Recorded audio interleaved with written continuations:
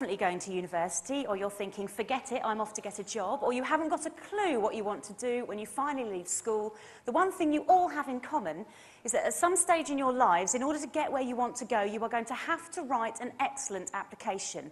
Now, application forms, whatever you're applying for, jobs, university, tend to be pretty much the same. You'll find there's a section on the qualifications you've achieved, there'll be a section on the references, and that's usually from your school if you're applying for university, or from a previous employer if you're applying for a job. But the bit that makes you stand out, head and shoulders above everybody else, who essentially has the same set of qualifications as you, on your job application is the covering letter, and on your UCAS application is the dreaded personal statement.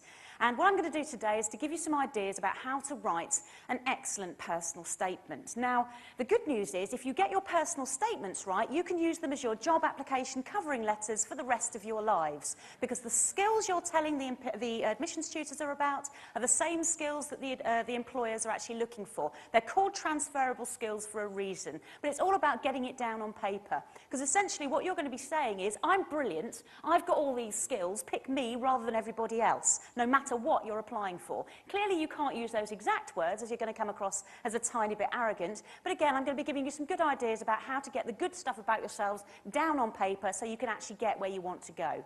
I've got some genuine examples of really excellent personal statements. I've also got some genuine examples of the sort of rubbish that should never appear on any application form. And the whole idea about me speaking to you today is you all end up writing excellent applications rather than the sort of rubbish that ends up on my little piece of white paper being read out in the schools and colleges of London and the South East. This is not a good place to be. So where do we start? Well, the first thing you need to be aware of is whatever you're applying for, in that personal statement or covering letter, you do not have a lot of space. If you've looked at the UCAS website, it will tell you have 4,000 characters, including spaces. And to those of us that speak English, that's about 2/3 of a side of A4. It's not an enormous amount of room to get down all those good bits of information about yourselves. Similarly, you cannot write it in a minus size 10 font so you can cram more stuff in, because unfortunately UCAS reformats the whole thing for you and it'll chop you off halfway through a word if necessary. Equally, you cannot just write 2 lines. I really like your university, thank you very much, because that's not actually going to get you an offer anywhere. So you've got to try and get as close to the 4,000 character limit as you possibly can. Similarly, applying for a job application, you cannot make your covering letter the length of a novel, because the people reading it get bored. So you need to be aiming for about a side of A4, which should be enough room to get in all the interesting things about you, showing why you'd be an asset to the team. The other thing you have to bear in mind when you're applying to university, though, is you have to be very careful with your choices. You cannot just apply for 5 totally random, unrelated courses, because universities in the UK are very strictly limited by the government as to how many offers they can make to UK and EU students. So realistically, the only students we're interested in are the students who are showing they are committed to the subject area they've applied to. You cannot do what this young lady did. She wrote, "I am a free and creative spirit, and I've been unable to narrow my choices down to one subject area. So I've chosen to study law because I believe in justice in society, and French because I like the language and the culture, and geography because I like volcanoes." And this went on for 5 totally unrelated courses. Now, at the time, I was working at the London School of Economics, and I was sitting there with the admissions tutor for the law department, which is one of the most competitive law departments in the world. And we just looked at each other and we said, this young lady is not a free and creative spirit. She's a nutter. And with the best will in the world, we're not making offers to nutters. 2 reasons. First one, she's so floaty light and undecided about what she actually wants to do at university, she's probably going to change her mind 5 times before her first Christmas and end up dropping out, which isn't really a great use of one of our valuable offers. Second reason we don't make offers to nutters, let's face it, they can be dangerous, and who wants that in a tutorial situation? So if you want to avoid the pile called absolutely no chance of an offer subheading nutter, please make your course choices carefully and focus on one subject area. That does not mean you have to find 5 courses called exactly the same thing, because a lot of universities have slightly different names for what is actually the same course. So if you like the idea of business studies, you might find 2 courses called business studies. One might be business management, one might be business and economics, and one might be international business with law and social sciences. The point is, your personal statement will tell us how very interested you are in the area of business. There are exceptions, of course there are. A lot of you will want to apply for single honours degrees. That's where you choose one subject, let's say maths. That's fine. You'll be finding 5 courses called maths or something like it. Some of you might want to get a bit racy, though, and actually decide to apply for maths with something else. For example, philosophy. That's called a joint honours degree course because it's more than one subject. And for you guys, you need to make sure you are mentioning both halves of that course in your personal statements, because 2 admissions tutors are going to read your applications and they both need to feel the love. So please make sure you mention both halves of the course, even if you only manage to find 3 maths and philosophy courses and the other 2 are just maths, because the admission tutors will understand that you've applied for some joint and some single, but mention both halves, absolutely vital. Everybody else, though, no exceptions. The other exception, though, of course, is medicine. If you want to apply for medicine or dentistry or veterinary science, you guys are applying for the most competitive courses in the known universe. That means you're only allowed to choose 4. Okay, 4 medical courses, 4 dentistry courses, 4 veterinary science courses. Your 5th choice is on your form as a backup, just in case you don't get in first time around. I urge everybody applying for these subjects, which are incredibly competitive, put in the backup. It's usually biology, biomedical science, something along those lines that's relevant, and you do not have to mention that backup subject anywhere in your personal statement. At Imperial, we get hundreds and hundreds of applications to our science departments all the time that just talk about medicine. But of course students get offers because we're looking for the best. So just remember that and put in the backup. I really do urge you to do that, because you can always go and do graduate medicine or whatever after a first degree, but do put it in and don't mention it in your personal statements. Everybody else, though, absolutely no exceptions, 1 subject area. And I meet people every day, I used to say every year, and I've had to up that to every day, who say things like, well, I can't decide between drama and psychology. So I've decided against all advice to apply for 3 drama courses and 2 psychology courses. And then they're really surprised when they get no offers. Because if you think about the admissions tutors who are getting loads and loads of extra applications in every year, if you're going to be kind enough to say to them, I'm indecisive, then you're actually giving them the opportunity to put you in the no pile straight away. So make a decision, okay, and please stick with it, all right? There is generally flexibility at university, but you need to make sure you're coming across as committed to a subject area in your personal statements. Okay, let's have another bad one. I am studying media at A-level, and I'd like to do it as a degree because I find it interesting. And half of you are sitting there saying, hang on, you said we had to say the course was interesting. That's exactly what that person's done. Yes, they have, and it's one of the most boring starters to a personal statement I've ever had to read, and it tells me nothing. Okay, if you have studied something before, why not tell me which bits look exciting from the prospectus based on your general knowledge of the subject area? For example, I've been studying business studies for the last 3 years and always found it captivating. In particular, I'm looking forward to focusing on marketing and human resources in much more depth at university, because what you're doing there is you're saying, I've got the background knowledge, which is usually handy, but also I've read the prospectus. I know what I'm getting myself into, which makes me a much safer bet for an offer.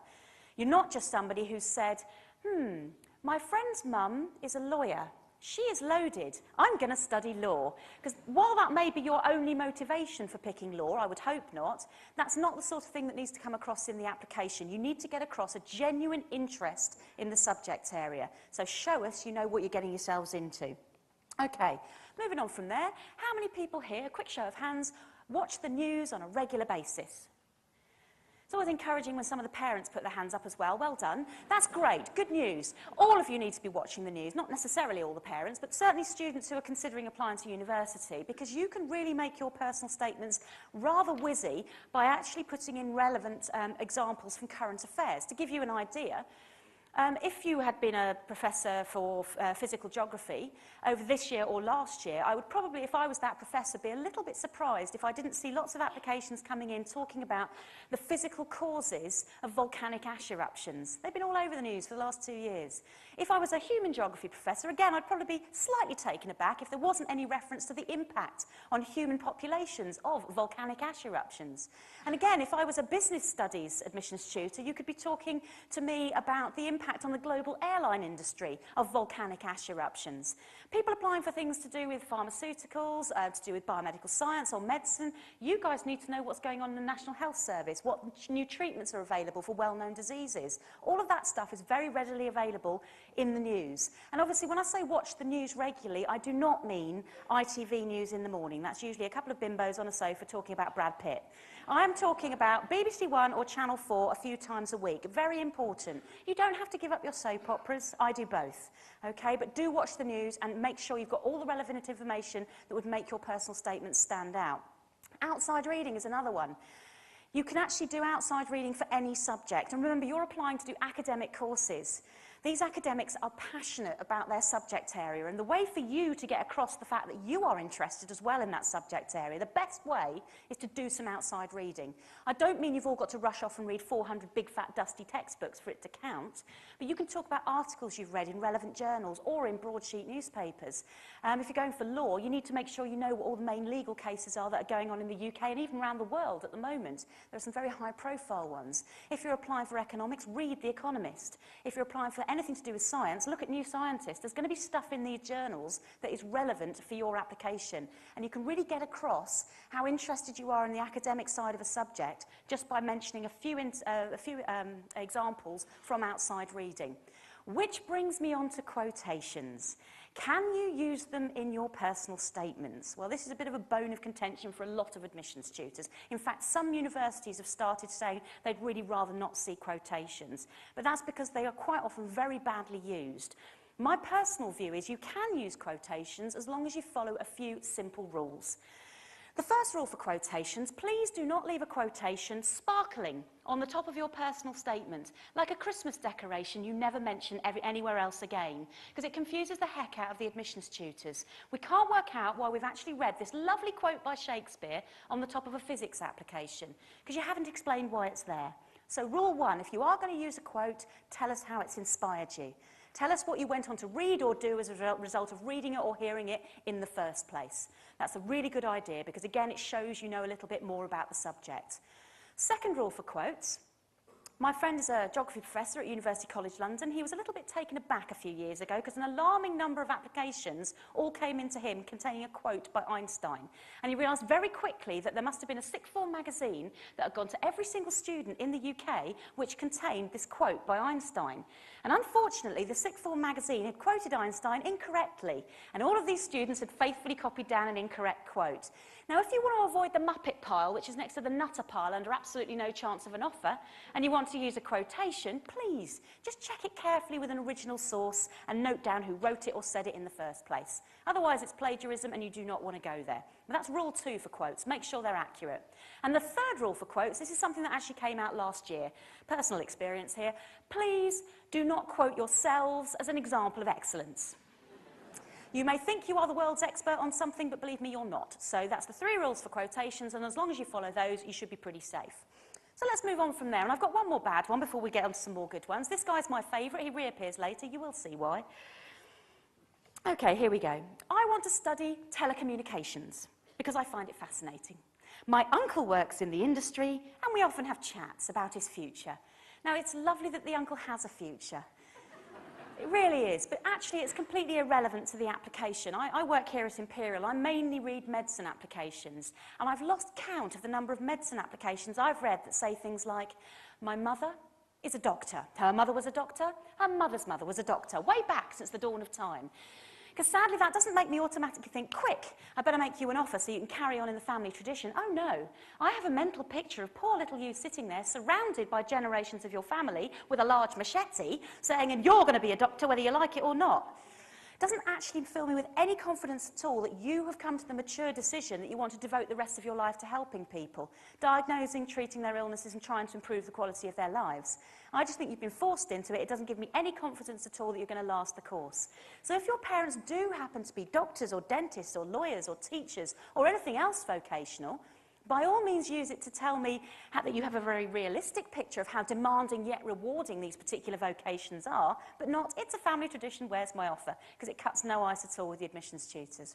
OK, so let's move on to some more good ones. We've had a couple already. I've studied it before. These are the bits that look exciting at university. We've put in a quotation and used it properly. But this is where we start to get interesting. Can you look at the courses you've applied for? And can you try and summarise in a couple of sentences or a couple of questions you know you'll be able to answer just by doing this degree? Can you summarise what the course is all about for you? And these are 2 good examples. How the critical decisions of our country are made and by whom has always fascinated me. The consequences to society, be they political, economic or moral, are perhaps the reason for this. All that person wanted to do was tell me they like politics and stuff. But they've really worked on those two sentences. They've polished them and they shine. They're going to catch the eye of any admissions tutor, and they show that this student has a clear idea what the course is going to be like when they get to university. They've done their homework.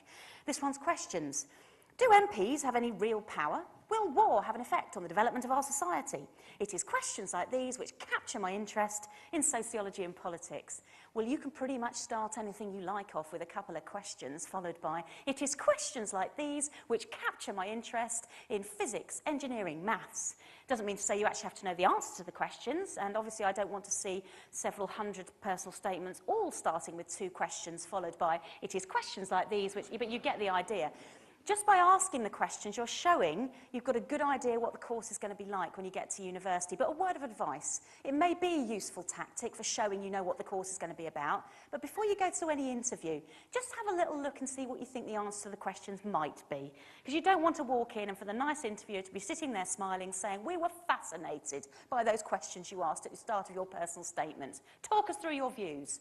Because you're going to be standing there going, I don't know, I was waiting for you to tell me, and that's not going to get the interview off to a great start. So questions are fine, but what you're trying to get across is that you've got a clear idea of what the course is going to be all about. That's your opening paragraph. And if you're sitting there thinking, well, she's gone on for a long time about what is essentially the opening few lines, yes, I have. It's the most difficult bit. Some of you haven't ever studied the subject before, and you've got to tell us how interested you are in it, so it takes some research. Some of you may not have a clue what you want to do yet. I'd suggest you start researching. And some of you may not even be sure you want to go to university. And if that's the case, leave the opening paragraph to one side for a moment. Keep coming back to it over the next few weeks, few months till the school deadline, and actually start working on the rest of the personal statement, because this is the bit where you tell us how fantastic you are. You tell us about all your wonderful transferable skills, and nobody knows you better than you know yourselves. And people always say, but what am I supposed to tell you about? Well, think about the skills we would want you to have, and then tell us you've got them.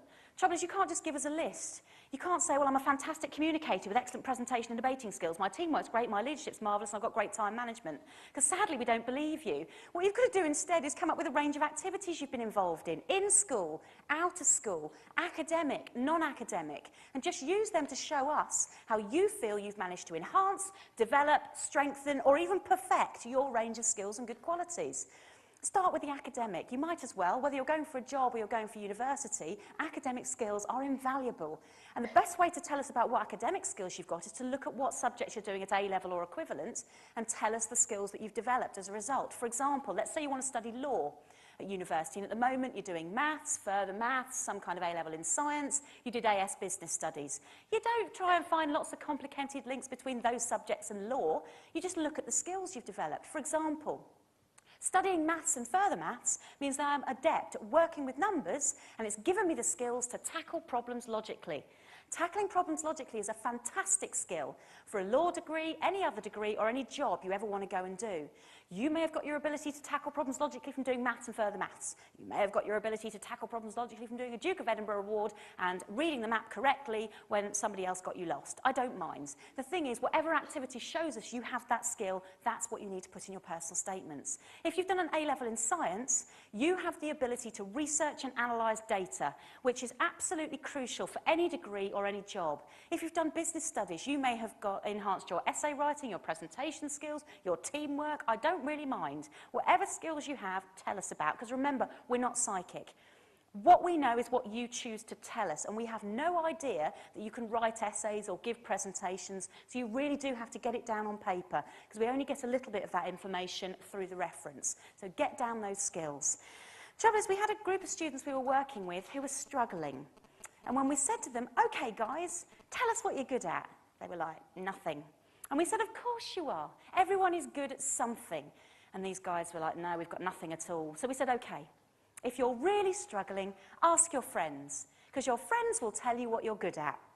And sadly, these students had no friends, because this is what they came back with. Now, on the first one, please excuse the poor grammar, and I'll say one word to you, and that's deadlines. And no, that was not in Swahili. You know who you are if you don't know what a deadline is. Please learn. The school will give you a deadline for when these personal statements need to be written. The simple reason is this. Believe it or not, Teachers do not have endless hours of opportunity set aside for the sheer delight of reading your personal statements as they trickle in over the autumn term. They have a window of opportunity. If you want to catch the teachers when they are happy rather than when they are suicidal, you will meet that window of opportunity. They can proofread your work. It's impossible to proofread your own work, by the way. And they will proofread your work, and you can avoid saying things like this. I am a friendly and enjoyable person, and I'm never afraid to ask when I need it.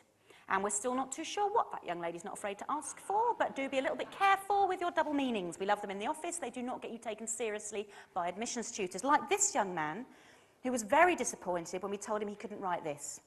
I thoroughly enjoy working horizontally with staff. What he actually meant was he was on college council, so he felt that that elevated him up to the giddy heights of being a teacher, but what he actually said was illegal, so please bear that in mind and meet the deadlines. Now, the next two, these two were, well, okay. The word that I sometimes, which I use in this first one, not all the school students actually understand it, which is a good thing, I should point out. Just a word of advice, if you don't understand the word, just go and look it up afterwards. This young lady had applied for law, and she'd written an excellent application, except for this one sentence. She'd written, law is such a fascinating profession, and I have always been extremely interested in soliciting. Now, for anybody who didn't quite understand the word soliciting, it has nothing to do with being a solicitor. It has nothing to do with the legal side of law, and I should hastily point out that none of you is ever going to have anything to do with soliciting. But remember, spell checker is not your friend. Spell checker on the computer will spell correctly everything you've asked it to spell. However, it doesn't know what you mean to say, and that's the sort of thing that can very easily slip through the net. Here's another one. This one was at the start of a medicine application. It's along the same lines. I wish to join the oldest profession because... Now, that young lady, we had to explain to her that the oldest profession is not actually medicine, it is in fact soliciting. So we got there in the end, but do be careful with spell checker. And one final bad one before I read out the good ones, and just shut your eyes when I read this one out and see what you picture. Here we go. My friends tell me I am very loyal and obedient. Is anybody else seeing a small dog? Obviously, the qualities of loyalty and obedience are incredibly valuable, if rare, in small dogs and year nines. We all remember year nine. Yes, miss, I did my homework. Isn't something any of us said terribly often. However, in sixth form students, in potential university students, in future employees, the sorts of words I want to be reading in your applications. I want to know you thoroughly enjoy participating in a whole range of different activities. I want to know you're motivated, determined, hard-working. I want to know you thrive on challenge. You love tackling problems logically. You're versatile, flexible, creative, imaginative. All these words, and thousands like them, are incredibly positive, and they need to be bursting out of your applications. Put yourselves in my position. If you had to choose who was going to be on your team for the next 3 years, 4 years, or even longer, do you pick the people who say, oh, I'm so enthusiastic about all these different things, I'm motivated, I'm hardworking, I'm an independent learner, and I cannot wait to get stuck into the job or course I've applied for? Or do you pick the people who say, well, I'm a bit of a spoon, really. I just sit there staring out of the window, waiting to be told what the homework is. I'm no trouble to anyone. Well, I know who I'd pick, and I'm the sort of person who's doing the choosing, so you need to make sure your applications are dynamic and they are positive. You never write anything negative in an application. Don't give us an excuse to put you in the no pile. So let's look at some good ones. I've really enjoyed sitting on college council, where all school matters are brought and important decisions made. This, together with much public speaking, has increased both my confidence and communication skills. That person wanted to tell me they can stand up and give a presentation, which at the end of the day is what you do at university. You listen to the person at the front talking to you in a lecture, you go to your little tutor groups, and then you will take it in turns to write a little presentation which you will give to your tutor group, and then you'll discuss your ideas. This person has the confidence to give a presentation from doing something on college council. For every single person in this room, your confidence to give a presentation could have come from something completely different. It could have come from doing school assemblies, school plays, fashion shows or dance shows in your local community. It could just be, though, you're sitting there thinking, well, I know I can give a presentation. But the last time I did anything was back in year 7, I read out a poem.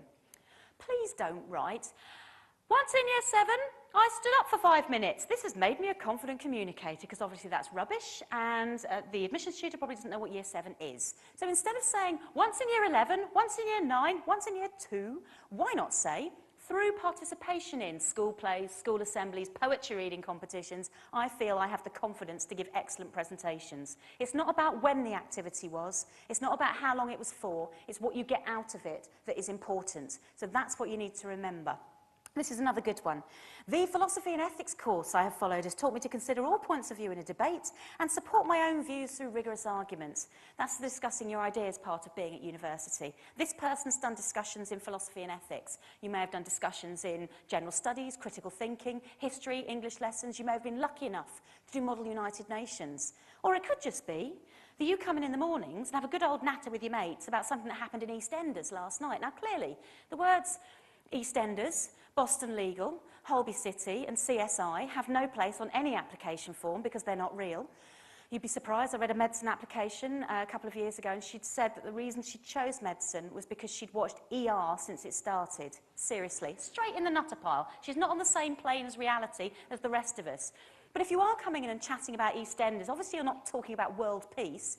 The important fact is you are communicating in a group situation. That's a very useful skill to have because not everybody has it. So you can talk about enjoying informal discussions with your friends on a regular basis. And if you go to the interview and the interviewer picks up on it and says, oh, this is interesting, what have you been talking about recently? And if you've been sensible and you've watched the news regularly, you can talk about the fact that you've been enjoying discussions about the impact of volcanic ash eruptions on the global airline industry. It's all about backing yourselves up. You never lie on an application, by the way, because you can guarantee that's the first question we'll ask you about in an interview. Not because we've sussed you out, but because it's the only interesting thing you've told us, and it's caught our attention. So don't lie, but do be prepared to speak about yourselves in a positive manner. Which brings me on to work experience. Is it necessary? I always get asked that, and for the vast majority of courses, work experience is not necessary. However, if you're applying for anything to do with healthcare, medicine, dentistry, veterinary science, or teaching, you have to have relevant work experience. Absolutely crucial.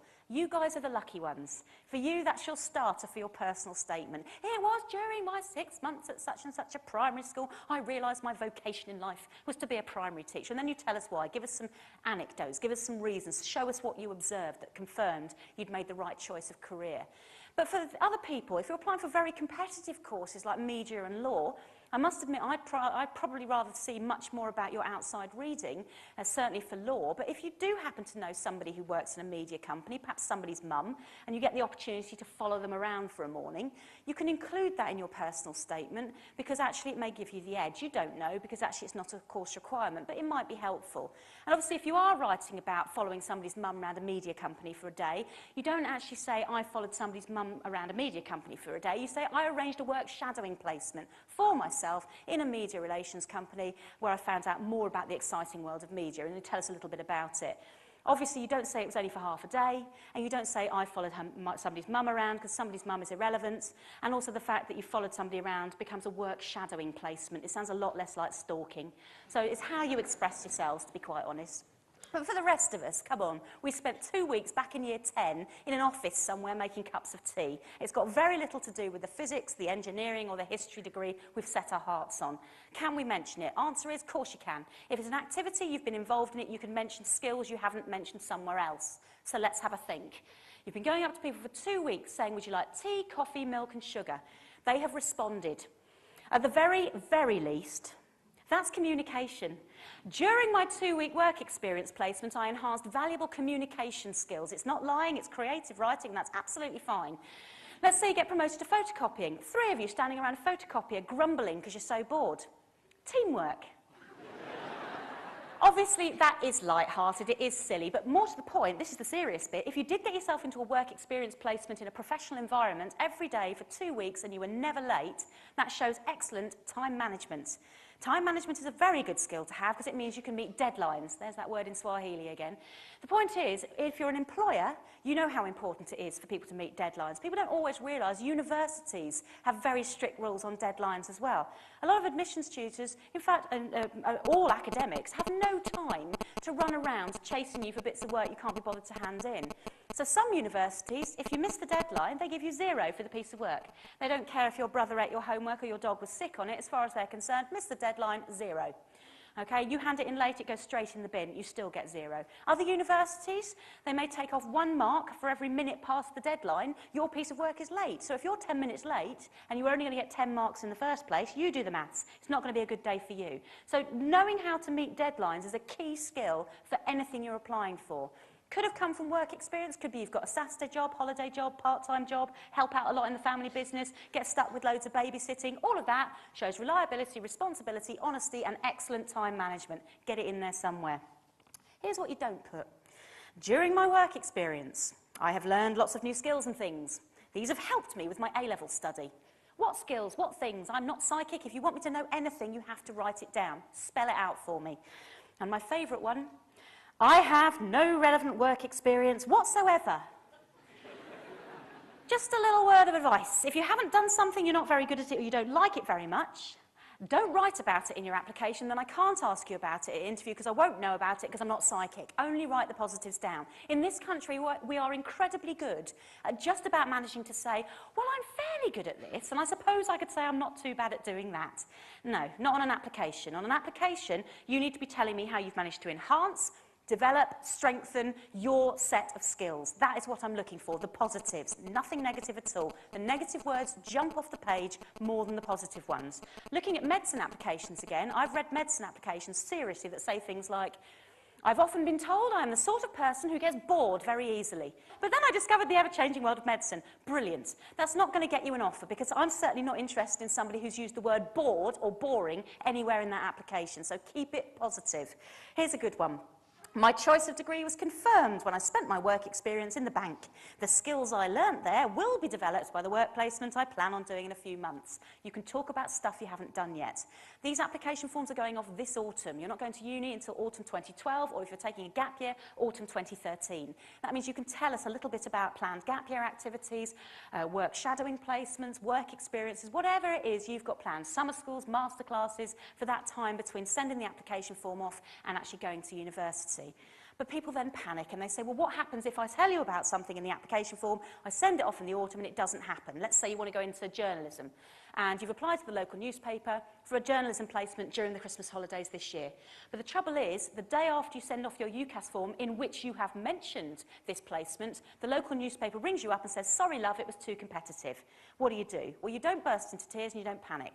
What you do instead is you look at your sixth form and you think, is there a sixth form newspaper? If the answer is no, you set one up. And I don't mean a 40-page epic that comes out twice a week. I'm talking about 2 sides of A4 that comes out once a term. So if you do go to the interview and they say, well, tell us about this placement at the local newspaper, you can say, well, that didn't happen due to competition levels. However, I set up a school newspaper for the sixth form where I updated everybody on news and events. And what that shows the admissions tutor is that you've used your initiative to solve a problem. How appealing is that? And this brings me on to medicine and things. Don't just tell me for your leadership skills that you've had a really lovely time mentoring a group of incredibly well-behaved Year 7 students. That doesn't show me you're going to be able to handle problems in the future. Tell me instead what happened when you were given responsibility for that group of Year 9s. We know what Year 9s are like. They're horrendous on the whole. So the point is you're a problem solver. How you motivated them is much more interesting to us than looking after a bunch of beautifully behaved Year 7s. So remember that. Tackling problems logically, solving problems, very key skill to have.